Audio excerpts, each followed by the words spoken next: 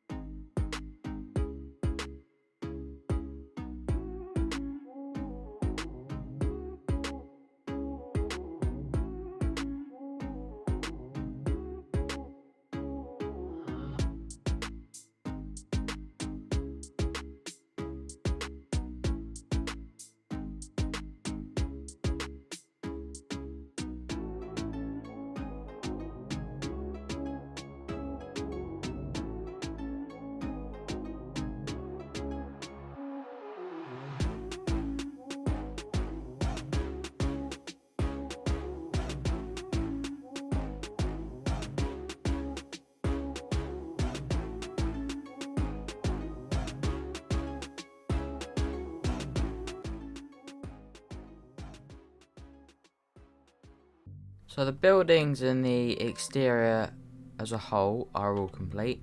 I've done all the bushing, as I like to call it, or leafing, I think that's what I said, around the exterior, and the builds are done. I'm not too happy with how they connect here, but I wanted to get more than one in, so I'll leave it as that for now. I don't think it's really that big of a deal.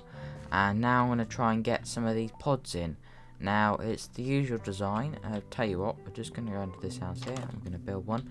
So you put 4 glass here like this with a block 3 in the centre. That is where your sheep is going to be. And I'm going to have to do it this side. So here you then have a dispenser. In that dispenser you put your shears. I need to go and make some. And then underneath that dispenser you have a observer facing. I've placed that very wrong. I'm not used to... Is it that way? Should double check. No, I've done that the wrong side. Bear with me. There.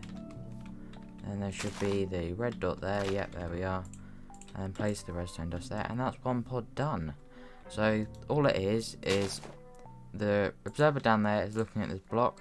When the sheep eats the grass, it activates the redstone dash, which in turn activates the dispenser, shearing the sheep, and then obviously the grass will grow back, the sheep eats again, blah blah blah, it repeats, and then you have a collection system under that block there to collect the wool, and bish bash bosh, you've got tons of wool in no time. However, I will of course build lots of these pods. My aim is to eventually get 32 in, I think. But I'm just going to try and get in as many as I can. I'm going to go down, I think, as my first way of fitting more in.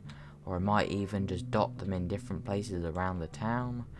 We'll have to see. But I'm going to try and get as many as I can and get as many different colours of wool as I can too. I'll speak to you soon with an update. So, I've done quite a lot of work now. And as you can see, there is some sheep in this area here. I've done all the pods apart from 8. Now in here we have 3, and these have their sheep in already. And if we head down here, we have the area where they are, well as A collected. Already making quite a lot. That's probably like 40 minutes. I'm surprised it was loaded. That's good. And then I have dug out a large space here, which I want to utilise next, I think. I'm probably going to have to make it bigger, but that's not that bad. And then if we head over to the villager breeder building, I went in there and thought, you know what, the roof of this place is really empty. Is he not going to like me? No, he doesn't mind, he didn't see. Yeah, I died by the way, and that's why I have no XP, because I've had to kill iron golems and villagers. And then another one came out behind me, and then I got trapped this side because he was stood there, and then he hit me once more and I was dead. Anyway, if we go up here, I made a grass floor, and then I've made loads of pods in here. Now this is a lot. They are all filled with shears as well, which should last a long time. because they have about 250 durability each, and there's 9 in each pod, so that's 800, 1800, that's like 10 stacks of wool per pod, I think. So no, 30 stacks. It's a lot of wool. Let's just say that and forget my maths. Anyway, I built this here so I can get some sheep in, and now that is what I'm going to do. After a lot of work and a lot of the same task being done over and over, all the sheeps are in, and I'm pretty pleased with it. You can see we have the storage system here. It's already produced quite a... wow, that's more than I thought it was. But yeah, it's doing pretty well. They're all in here, and then also I've made a new area where I said I would. If we just go over here, give me a minute.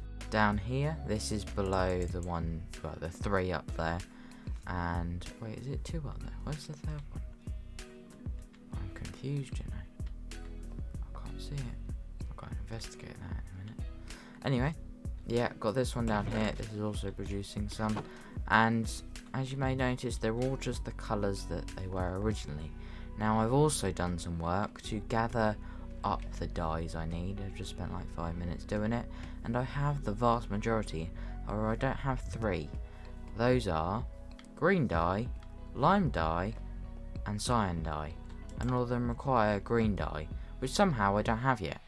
So I have my boat on me, my trusty boat, to go to the desert, which is like the other side of the sea, which is over there. So quite far, and I can go and get some cacti to then smack down for some green dye, and then probably eventually make a cacti farm too.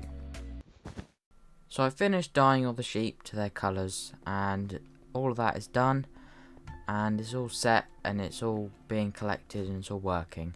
So now I have to do the thing that I don't want to do, which is go to the nether and find the nether fortress. Because what I really need to start doing is converting my villagers, and for that I of course need the... and I've also realised I haven't got my gold, so I'm just going to go and get that quick. Anyway, as I was saying, I need to start converting my villagers to get their trays down so I can really start getting a lot of emeralds and getting loads of different books. I'm really starting to become OP. So I have got the location of a nether fortress. Speaking of which, just got to check them now. So -277 and 363. So let's just work out which direction we're going. So we've got to go this way, 300 blocks about, and then that way. Yeah. So we're gonna go this way now, I think, and we're gonna mark it with dirt, and then we'll go that way, and I will see you when we're there, because this bit's gonna be very boring. You know what? I've had a massive change of heart seeing the big lava lake over there. I've decided I'm going to do the thing opposite to what most people do, and go to the location in the overworld, and then go through a portal there instead. As I think it's just going to be safer. Never mind, I've just worked out how far it is. So my final decision is to go through the nether. However, I'm going to tunnel up to just below the bedrock ceiling and go from there, and then when I get there I'll throw some scaffolding down to try and get into the actual fortress if I need to. I'll see you when I get there for the last time. Wow. I can't believe I've just done that. I just found an ancient debris at Y111. That is crazy. First ancient debris. Just to let you know, I've had to come back because my pickaxe was getting very low on durability, which is something I didn't think about. So I'll come to grab this one, which is my spare one. And I'm also going to see if I can get enough emeralds to get another efficiency block to put on it, because thinking about it, it's going to be very it's going to be worth it to get that enchantment on the pick for mining netherrack, as it will then be insta-mine.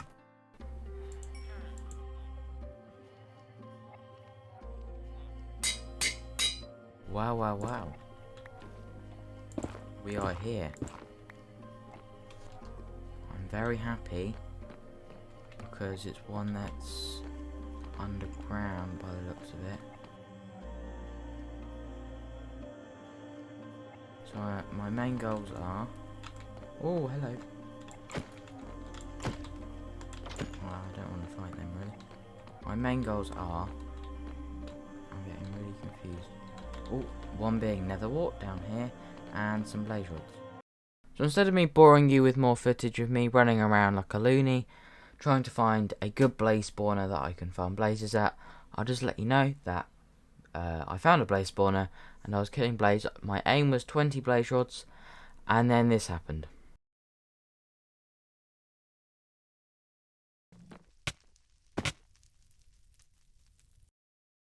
Why?